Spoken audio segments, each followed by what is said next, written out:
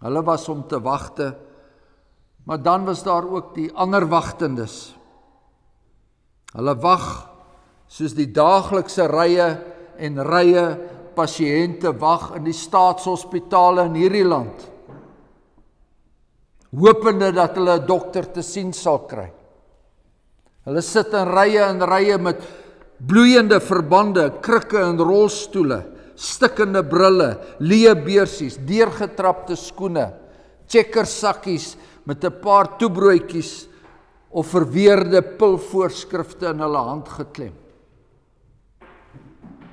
Of hulle staan daar buite in die rookwalms van hulle nikotienverslawing, wagtend. Nie net hulle nie, maar ook die depressieleiers, die angstiges, die bekommerdes, die gejaagdes en die slapeloses. Die skare het hom verwelkom, want almal was om te wagte.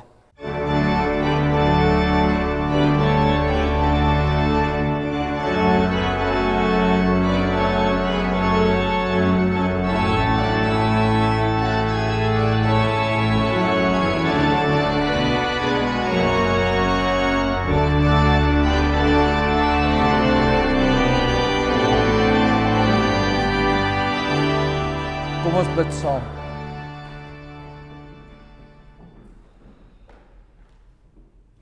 Driemaal heilige God, Vader, Seun en Heilige Gees, U wat alwetend is, U wat nie 'n enkele sonde mis nie.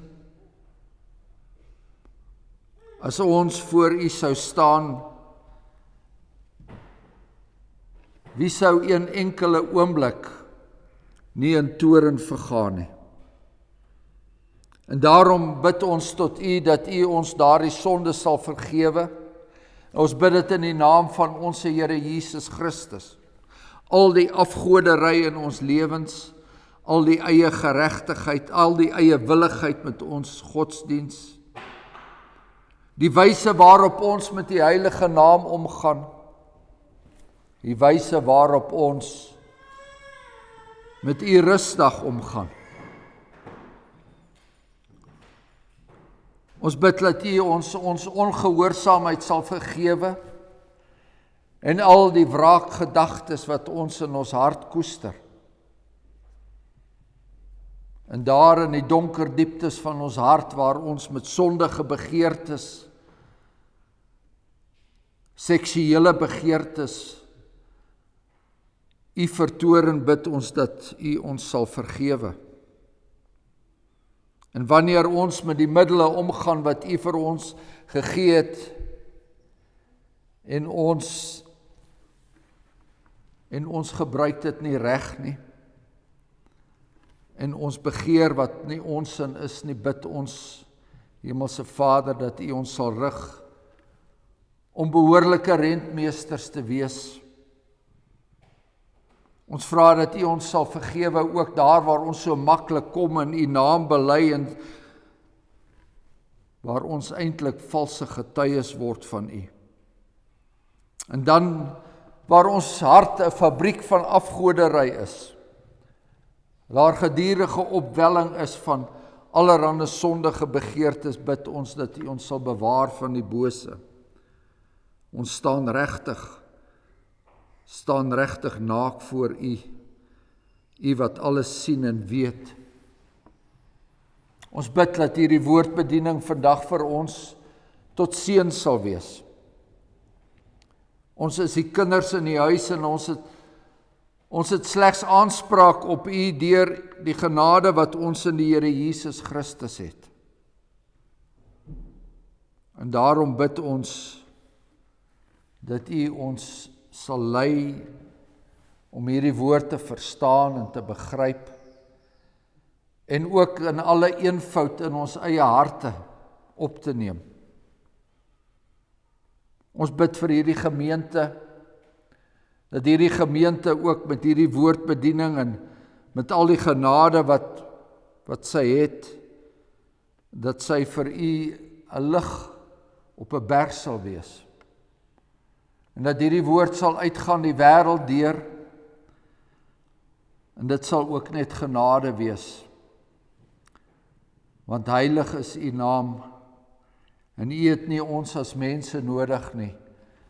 En ons dankie dat U ons enigstens waardig ag om U getuies en diensknegte te wees, in die naam van ons Here Jesus Christus, deur wie ons sonde vergewe is. Amen.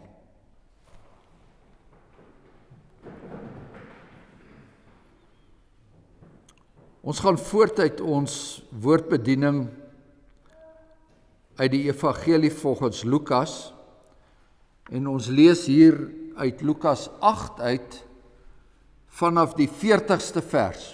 Die Here Jesus Christus is nog steeds besig om te reis deur die beloofde land, besig om die evangelie te verkondig op allerlei maniere.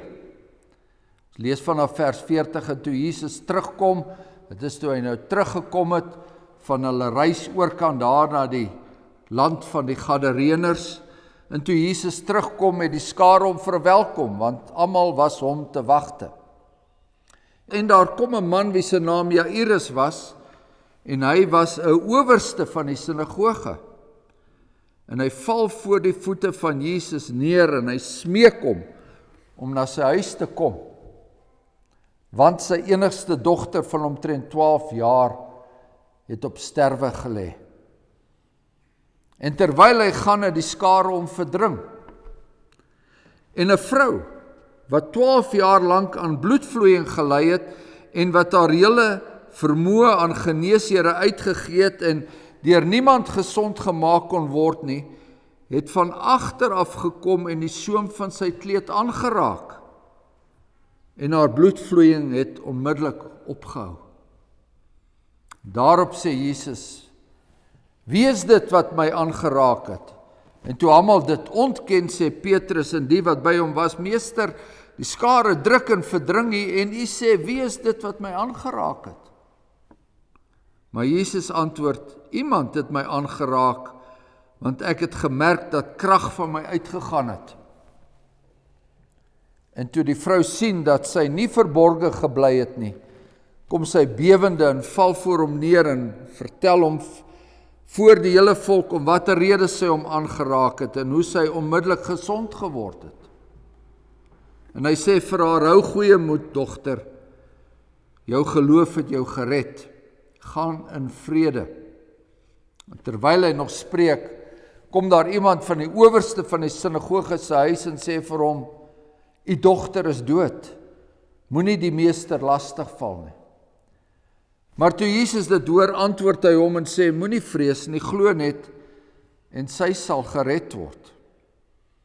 En toe hy in die huis kom, het hy niemand toegelaat om in te gaan nie, behalwe Petrus en Jakobus en Johannes, en die vader en moeder van die meisie. En almal het gehuil en oor haar roubedryf, en hy sê, moenie huil nie, sy is nie dood nie, maar slaap. En hulle het hom uitgelag, want hulle het geweet dat sy dood was.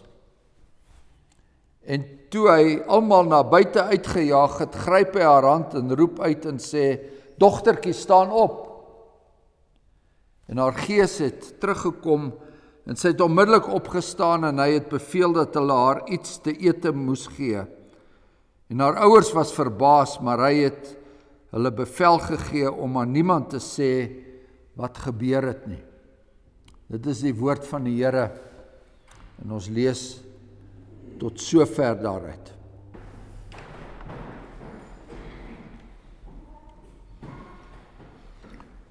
Lukas 8 vers 44. Sy het van agter gekom en die soem van sy kleed aangeraak. Broers en susters, in hierdie gedeelte van die evangelie volgens Lukas leer ons 3 dinge van die Here Jesus ken.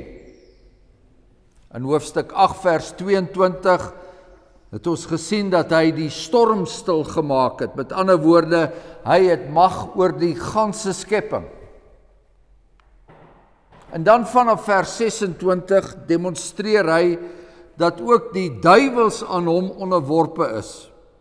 Sy mag strek ook oor die demone wêreld. En dan hier in ons skrifgedeelte is daar sy mag oor die dood.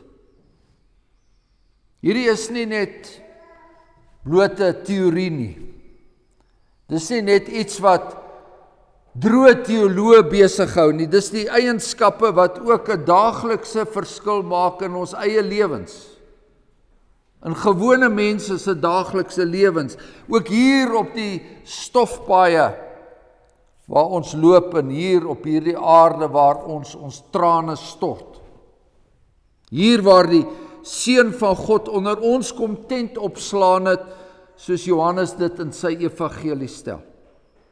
Hier waar daar daagliks brood van smart geëet word, en die mensdom rondmaal en radeloosheid rondmaal, nie weet herwaarts of derwaarts nie, hier waar die gevolge van die sondeval so duidelik sigbaar is. Ons skrifgedeelte begin so: toe Jesus terugkom van die bootvaart van oorkant die see, het die skare hom verwelkom en almal was hom te wagte. Onder hulle was daar die sensasiesoekers, diegene wat 'n bietjie opwinding in hulle saai lewens gesoek het. Hulle soek buitengewone tekens en wonders, dinge wat hierdie towenaar van Nasaret gereeld gedoen het en waaroor so baie mense praat. Hulle was om te wagte, maar dan was daar ook die ander wagtendes. Hulle wag soos die daaglikse rye en rye pasiënte wag in die staatshospitale in hierdie land, hopende dat hulle 'n dokter te sien sal kry.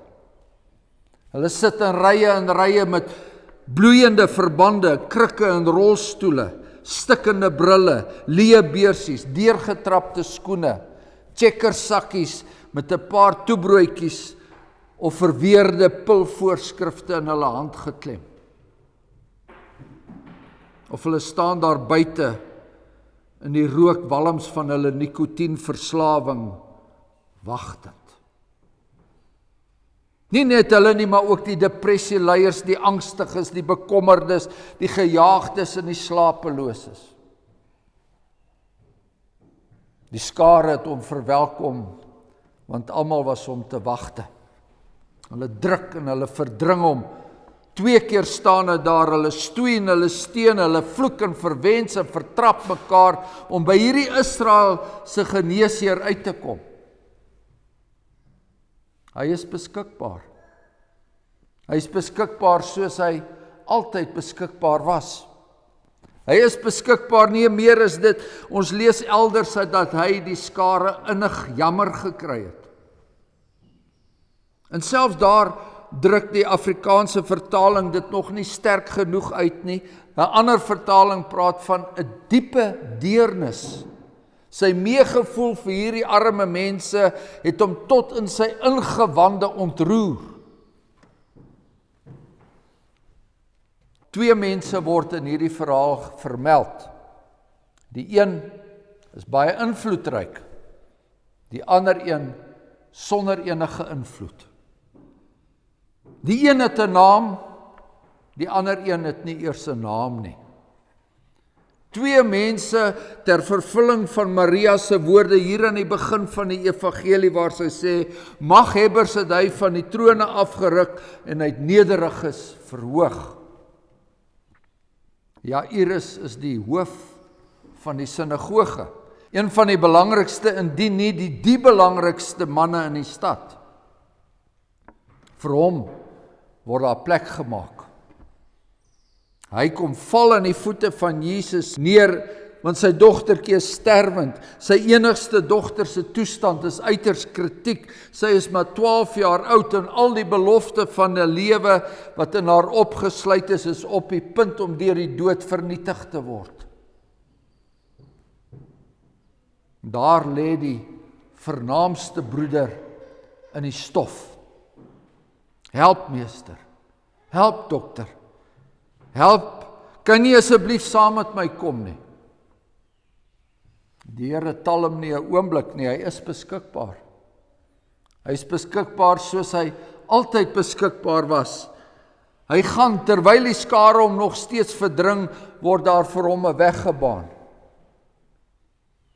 En aan die einde van hierdie gedeelte leer ons 'n wonderlike les. Die dogtertjie was al dood toe die Here Jesus daar aankom. Die klaagsange van die professionele roubeklaars, want dit was die gebruik destyds. Mense wat vir 'n Joodse begrafnis gehuur was, daardie klaagsange het alreeds deur die huis weer galm, maar die Here Jesus het haar weer opgerig. Sy het onmiddellik opgestaan, dadelik begin eet, omdat haar ouers geglo het. Omdat Jairus in sy nood homself in geloof voor die Here se voete neergewerp het, is sy uit die dood opgewek.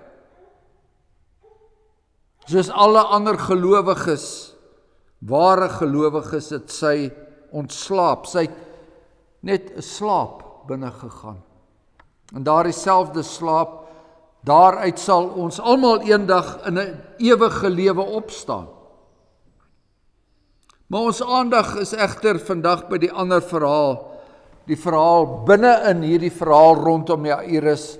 Ons aandag is by die onderbreking in Jesus se dringende sending na Jairus se huis. Want die lewe is nou maar eenmal so. Die een se lewe word met die ander se lewe ineengevleg. Die een oomblik is jy met hierdie dringende saak besig en dan doen maar ander dringende saak op. Maar niks is per toeval nie, broeders en susters nie. Niks is per toeval nie. Die onderbreking word veroorsaak deur 'n naamlose vrou. Sy is 'n niemand. En sy wil ook eintlik nie iemand pla nie. Maar sy is desperaat, sy is baie desperaat. Sy ly aan bloedvloeiing. Ander vroue verduur eenmal 'n maand ongemak. Volgens Israel se wette is daardie ander vroue eenmal 'n maand onrein, nie, sy bloei aan mekaar. En daarom is sy permanent onrein, 12 jaar lank al.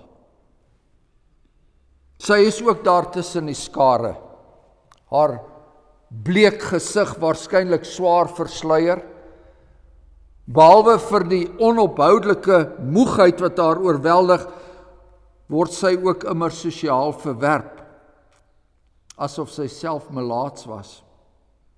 'n Vrou wat bloei, word nie in die sinagoge toegelaat nie. 'n Vrou wat bloei, word van die tempelgemeenskap uitgesluit. Volgens die Joodse wet kon 'n man self sy vrou skei as sy 'n bloeier was. Na 12 jaar het hierdie vrou nou die einde van haar pad bereik. Sy het nie meer krag nie, sy het ook nie meer geld nie. Sy het haar laaste shekel op die dokters spandeer, alle soorte dokters, geneesheere, bossiedokters, spesialiste, kwaksalvers. Sy het haar laaste sent op medisyne spandeer, alle soorte medisyne, bloedstolmiddels, boegelbrandewyn, eysterpille, lennensdruppels, katboswortels, daggepitolie. Niks wou help nie, en nou is haar geld op. Medies gesproke was sy 'n hopelose geval. Menslik gesproke was sy 'n verlore saak. Maar, en hier kom ons weer hierdie goddelike maar in die Heilige Skrif te. Die geneesheer van Israel, hy kan help. Die een wat deur sy disippels Here genoem word, hy kan help, so glo sy. As hy net by hom kan uitkom. As hy maar net aan hom kan raak. Om voorin te druk sou nie werk nie, want die gedrang is te veel. Maar van agter dalk as hy van agter kom. Broeders en susters, ek wil nie hierdie gebeure oordramatiseer nie, maar ek kan my voorstel dat sy in haar verswakte toestand waarskynlik haar pad kruipend na die Here gebaan het. Dat dit haar enigste inweg was, so tussen die bene en die voete deur, so deur dit alles, totdat sy die soem van sy kleed herken het en haar hand uitgesteek het. Ons teksvers sê, sy het die kleed aangeraak. Die Griekse woord wat aanraak beteken, hooptomai. Die Griekse woord word telkens gebruik in die sin van aanraak, maar dit kan ook vasgryp beteken.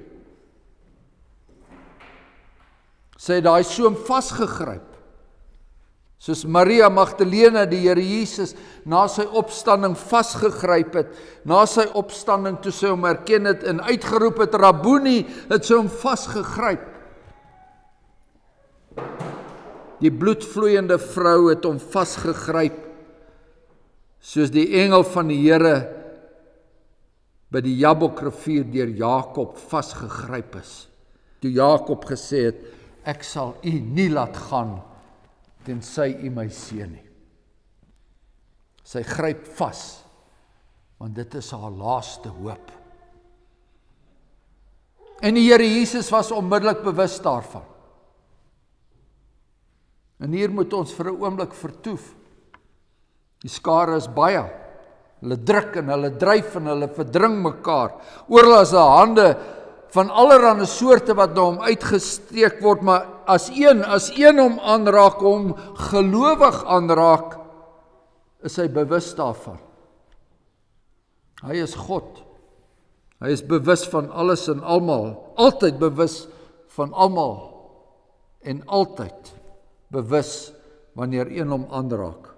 Maar wanneer een hom gelowig vasgryp, dan gaan daar krag uit hom uit. Ons lees in 2 Korintiërs 16 vers 9, dat die Here se oë deurloop die hele aarde. Met ander woorde, daar's niks wat hom ontglip nie.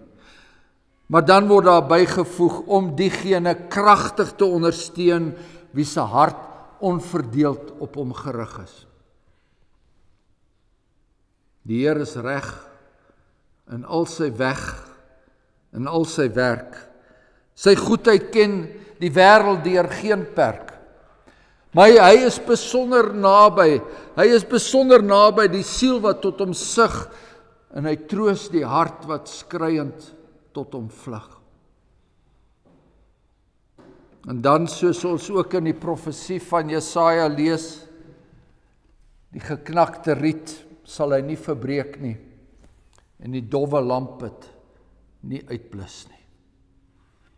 Haar bloedvloeiing het onmiddellik opgehou, nie geleidelik nie, sy was onmiddellik genees, en sy het haar liggaamskrag op daardie oomblik herwin. Dan en daar was daar weer kleur in haar gesig. En Jesus vra die vraag, wie is dit wat my aangeraak het? Hy vra dit nie uit onkunde nie. Hy weet natuurlik wie dit is. Hy vra dit om die vrou na vore te laat kom. Hy wil hê dat sy bekend moet wees en dat haar genesing bekend moes wees, want hy wou haar volkome genees. Almal moes dit sien. Nou sou sy kon teruggaan na haar gemeenskap en na haar mense, sy sou weer haar plek kon inneem in die sinagoge en haar gebede kon ook nou daar by die tempel opstyg tot die Here. Hy wou haar volkome genees. Nie net haar sosiale toestand nie, maar die Here Jesus, so het ons in vers 48 gelees, die Here Jesus spreek haar nou aan as dogter. Haar geloof het haar gered. Haar geloof maak haar 'n dogter van Abraham, die vader van alle gelowiges.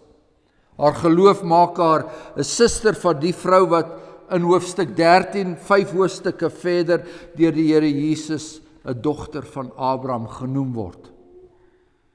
Dogter, jou geloof het jou gered. Sy is nie net genees nie. Sy is nie net binne haar gemeenskap herstel nie, sy is ook nou gered. Sy is nie net gesond nie, sy is ook gered. Vroeër in Lukas se evangelie lees ons van die sondares wat die Here Jesus se voete met haar trane gewas het, want sy het dit gedoen uit dankbaarheid, dat haar sondes deur hom vergewe was. Sy was nie siek nie. Sy was nie van enige liggaamskwaal genees nie, maar sy het ook daardie woorde gehoor. Jou geloof het jou gered. Gaan in vrede. Haar redding het deur sondevergifnis gekom. Sy is weer heel gemaak, geestelik heel gemaak. En is dit nie die belangrikste van alles nie, broeders en susters, om weer 'n seun of 'n dogter in die Vaderhuis te mag wees? Is dit nie nog belangriker as die liggaamlike genesing waarna so baie smag nie? Is dit nie belangriker as die gelukkige familiebande waarna so baie smag nie? Jou geloof het jou nie net gesond gemaak nie. Jou geloof het jou inderdaad gered, het jou 'n dogter van Abraham gemaak. In die Heidelbergse Katekismus is daar 'n beskrywing van wat is 'n ware geloof? En dis nie alleen 'n vasstaande kennis, 'n kennis waardeur ek alles wat in God se woord aan my geopenbaar is, as die waarheid aanvaar nie, maar dit is ook die vaste vertroue. Dit wat die Heilige Gees in my hart werk, naamlik dat God nie net aan ander nie, maar ook aan my, uit louter genade, slegs op grond van die verdienste van Christus, vergewing van sondes, en ewige geregtigheid en saligheid geskenk het. Dit was hierdie vrou se geloof. Hierdie man het ander genees, hierdie man het ander gered. Ek wil hê hy moet dit ook vir my doen. Nie net aan ander nie, maar ook vir my. Wat kan ek meer vir julle sê, geliefdes? Wat kan ek meer sê? Die Seun van die mens het na ons gekom om te red wat verlore is. Werp jouself voor hom neer. Gryp vas aan die soem van sy kleed. Daarvan uit die dieptes van u gebedshoekie, daar tussen die waas van die trane deur, gryp vas aan die soem van sy kleed, terwyl die lewe besig is om u te vertrap.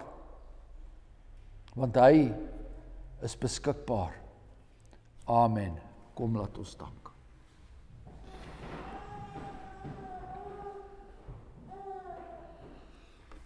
Genadige God en Hemelse Vader, ons bid in hierdie dae van soveel onrus en soveel onsekerheid, bid ons vir verootmoediging, ware genesing van ons eie siekte, sonde, toestand waarin ons bly. Ons bid vir ware verootmoediging en dat hierdie verootmoediging ons daagliks sal bybly. Nie net eenmalig nie. Nie net op daardie dae wat die Here dan op 'n besonderse wyse vir ons geluister het nie, maar dat ons ook in die ander dae van ons lewe, elke dag, onsself voor hom verootmoedig, ons Here Jesus Christus, ons Verlosser. Wetende, dat daar is geen ander naam gegee in die hemel en op die aarde waardeur ons gered kan word nie. Ons bid dat ons in dankbaarheid dan 'n lewe sal lei. Ons liggame sal stel as 'n heilige en welriekende offer, dat ons 'n lewe sal lei wat Christus sal verheerlik. En ons dank U daarvoor ook, want ook daardie goeie werke kom nie uit ons nie.